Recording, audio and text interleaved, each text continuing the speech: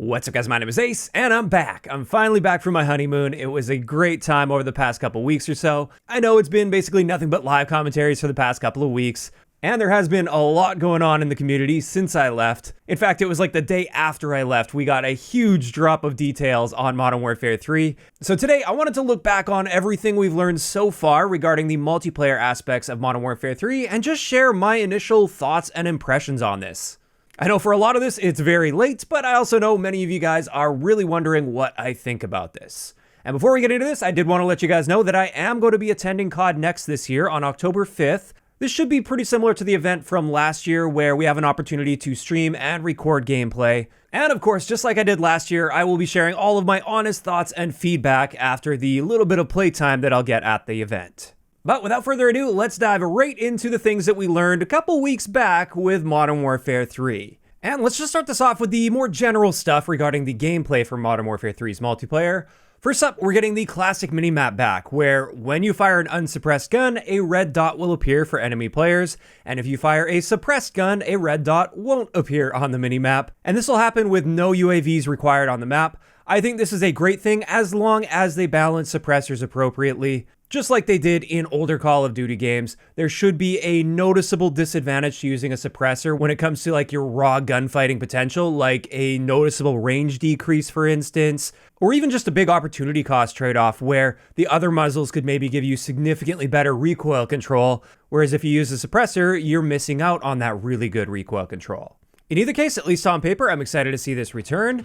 Next up, with multiplayer, we are getting 150 HP, which I was quite surprised to see, because that's normally just what Treyarch's been doing in recent years. That's not normal for a Sledgehammer Call of Duty game. And while I will point out that the HP value doesn't necessarily give you an indication of the time to kill potential, since we also need to know what kind of damage weapons are dealing, as well as their rates of fire, in order to get our time to kill potential, if we just assume we're going to be seeing that slightly slower time to kill potential that we've been seeing in recent Treyarch games, I'll be honest, I'm kind of indifferent to this. I think each of these styles of time to kill come with their own pros and cons, and it's more so just a little bit different rather than one being objectively better than the other. Like on one hand, with that slightly slower time to kill where maybe you have to land one extra shot on average with a full auto gun, that does tend to reward gun skill a little bit more. It rewards those people that are able to stay on target for a little bit longer. They have better recoil control, better aim, as well as better evasion techniques. I think that's good, but when it comes to the downsides of this, it can be more difficult to balance one-shot kill weapons like shotguns and sniper rifles, since the discrepancy in time to kill between those and the standard full auto guns is now noticeably higher, and it can also make it a lot more difficult to deal with multiple enemies consecutively, which many people like to do. So there are pros and cons, and at the end of the day, it's just a slightly different approach to the gameplay, and as long as they take a careful approach to weapon balance, I'm honestly happy either way here. After that though, map voting is confirmed to be returning with Modern Warfare 3. I think that's great. Unfortunately, I still think we are likely to see disbanding lobbies though, which is very unfortunate, but I'll still absolutely take map voting. I'm not going to complain about that whatsoever. Then one of the big things I'm happy to see after Modern Warfare 2 is we are getting a different perk system where our perks are active from the moment the game starts. They don't have to charge up over time, and I'm really glad to hear that they have learned from that mistake, finally. I think that was one of the worst decisions in Modern Warfare 2. And to top this off, the perk lists and descriptions have started to leak. At the time of recording this video, one of those full tiers of perks has been leaked. Behind the scenes, I've actually been shared more of this. I've seen all of the perks at this point, I believe, although I'm not going to be the one to be leaking those, but I just gotta say, so far, I'm actually really liking the perk structure that I've seen. And I think it is looking quite promising, especially with one of the perks that has been officially confirmed. This is a footstep dampening perk, or in this case, they're boots. I'm really happy to see this return. I know it can be a bit of a controversial topic, but for multiplayer at least, I think this is very beneficial to gameplay as long as it's balanced appropriately in the tier, which I do think it is based on what I've seen. So perk-wise, it looks like they've got things nicely in order for Modern Warfare 3. Next up, let's talk about one of the most important aspects of multiplayer gameplay, and this is spawns. With this, we didn't get a full-on like confirmation, but we did get at least a hint from a developer.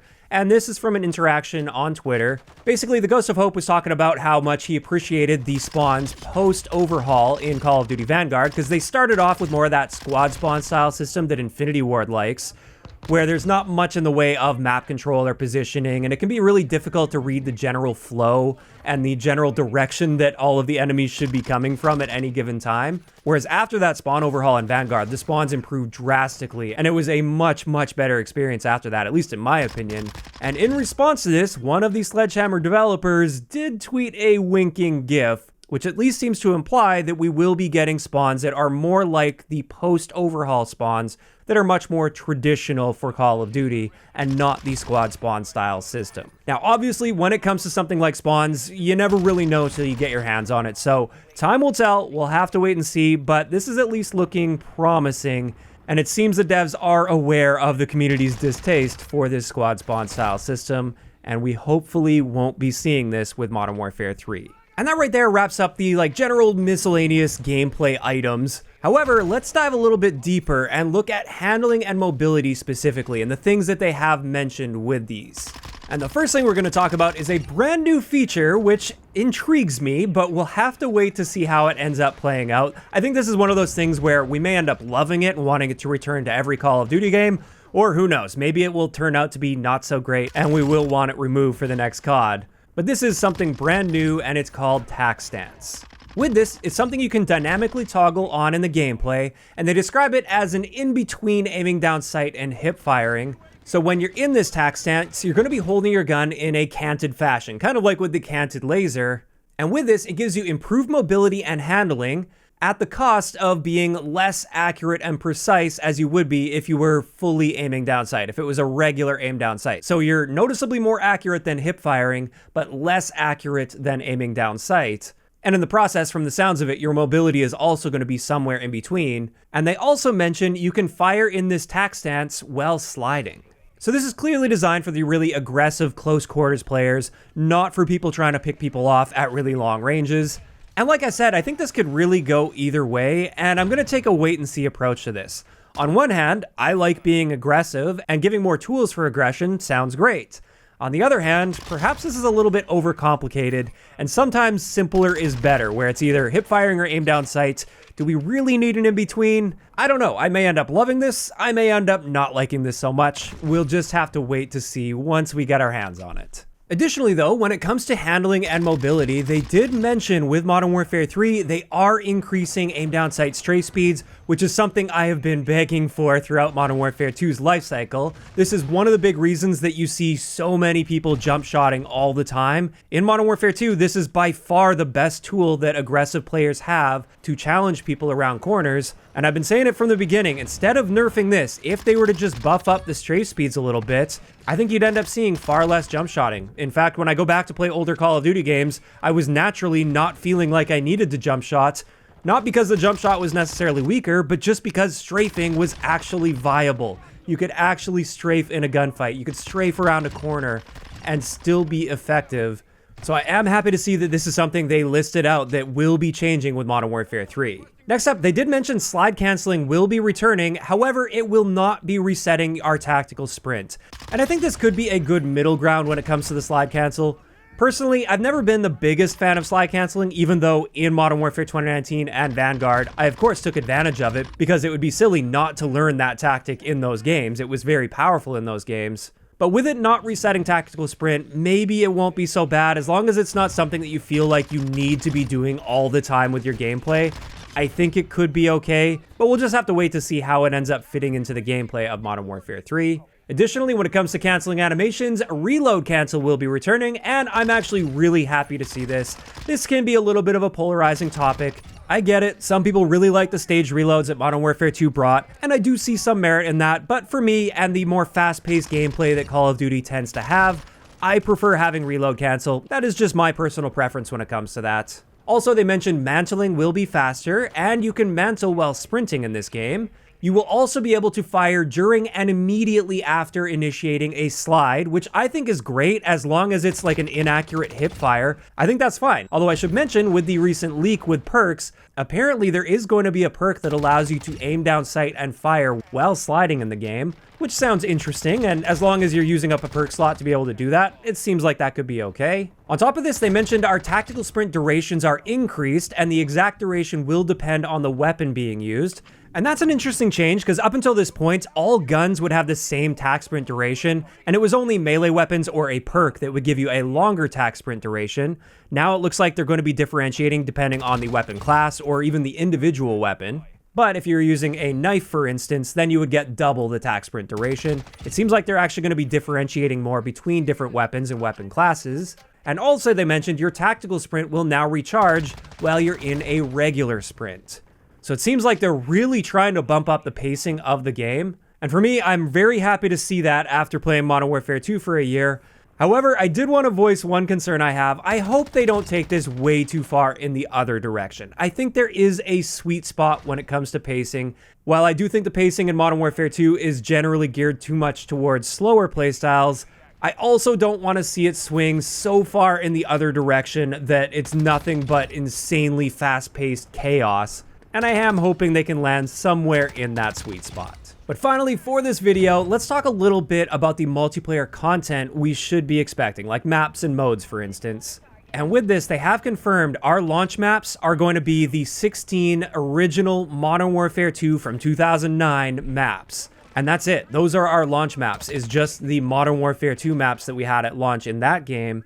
And then they did mention that we're going to be getting 12 brand new maps after launch. So those are going to be coming with the seasons. And I've got to be honest here, as much as I am excited for many of those original Modern Warfare 2 maps to come, and I do think that game had some incredible maps, at the same time, I am quite disappointed that we won't be seeing any brand new original map content on day one when the game launches. I think that is something that's going to hold back a little bit of that launch hype. Obviously, the nostalgia is going to hit hard. Also, a lot of those original maps are excellent maps, and I can't wait to get my hands on them again. But at the same time, I'm just concerned that this isn't going to feel as new and fresh as it should for a brand new game. Additionally, they mentioned we're getting 12 brand new maps post-launch. If that's the only post-launch maps we're getting throughout the lifecycle of Modern Warfare 3, that is a bit concerning as well, because if we're getting 6 full seasons, that's only 2 6v6 maps per season. So I'm hoping what they mean there is 12 of them will be brand new, but they're also going to be cycling in some remade maps from other games, or maybe from some of the DLC packs from the original Modern Warfare 2, just so that we can get like at least 3 6v6 maps per season. I think that should be like the bare minimum when it comes to map content for a game that's supported like a game as a service. So time will tell, but at this point, I've got to say this is probably my biggest concern going into Modern Warfare 3. Not enough fresh map content. But now let's get into the general modes for multiplayer. Of course, we've got our 6v6.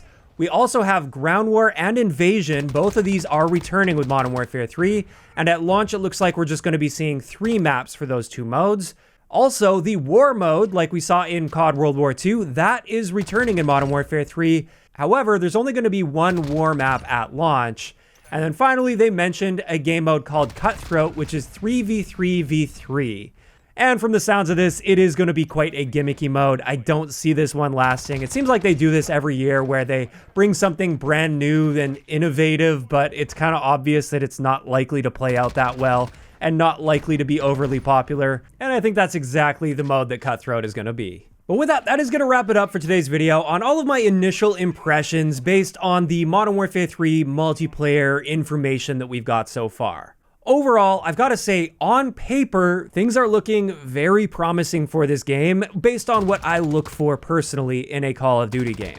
It seems like they're fixing most of the gameplay-related complaints that I've got with Modern Warfare 2, and I think that's great, because I do think Modern Warfare 2 has good bones to it. I just think they made some really weird and terrible decisions with their gameplay design, and it seems like Sledgehammer is targeting a lot of those areas and fixing them. So obviously, just looking at that, they've definitely got my attention here, and I am looking forward to getting my hands on it to see how all of this ends up playing out together. But obviously, at this stage, they're showing off the things that they know there's going to be a positive response to in the community. So there is still a lot to learn, and we also don't know what kind of state the game is going to be in at launch. Are there going to be a lot of bugs, or is it going to be generally a smooth experience? I don't really know. Additionally, it's unfortunate, but there's always a cap on my level of excitement for modern Call of Duty games, simply because of the modern COD elements that are not likely to be going anywhere with Modern Warfare 3. And the primary 2 elements here are disbanding lobbies and their engagement optimized matchmaking system. Assuming these are both returning, which at this point we have no reason to believe that they aren't returning,